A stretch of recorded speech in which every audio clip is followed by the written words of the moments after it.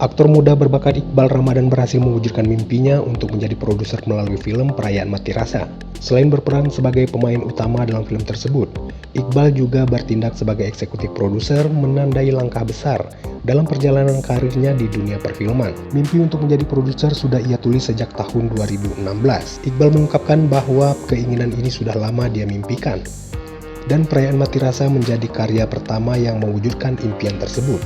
Film Perayaan Mati Rasa bukan hanya menjadi karya debut Iqbal Ramadan sebagai eksekutif produser, tetapi juga film yang melibatkan sejumlah nama besar di dunia hiburan. Selain Iqbal, film ini dibintangi oleh aktor dan aktris muda berbakat seperti Devano Danendra, Dul Jailani, Randi Danista, serta aktor senior Di Sasono. Tak hanya itu, Yunik Priscilia dan Priscilla Jamail juga turut serta dalam film yang akan menyentuh hati penonton ini. Film ini dijadwalkan tayang di bioskop pada 29 Januari 2025.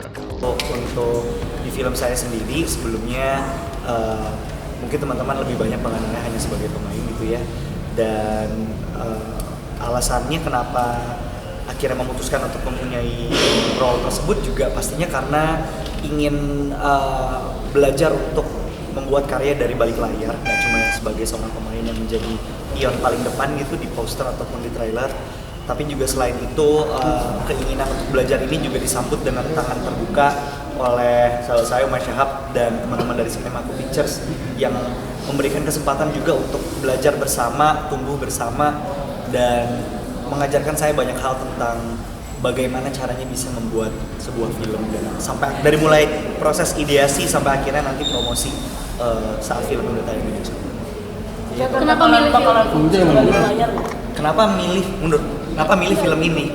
Karena saya percaya sama Umay Shahab. Saya percaya bahwa dengan mendukung Umay, ini juga membantu proses regenerasi filmmaker di Indonesia, sehingga filmmaker muda itu juga akhirnya bisa punya spotlight yang sama dengan para filmmaker yang sudah senior dan juga sudah melegenda di industrinya.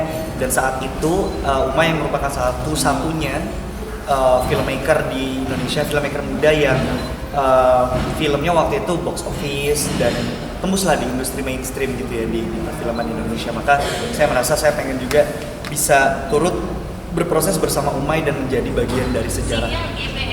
Tapi nanti kedepannya akan fokus di balik layar atau main?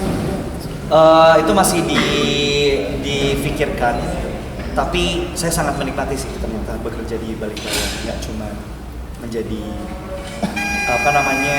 aktor gitu. Dan ini adalah film saya setelah 3 tahun nggak ada film saya di bioskop. Terakhir itu 2022, baru akan ada lagi di 2025 ini, dan alhamdulillah ada peran saya sebagai eksekutif. Tapi ini impian nggak sih kayak gimana jadi eksekutif?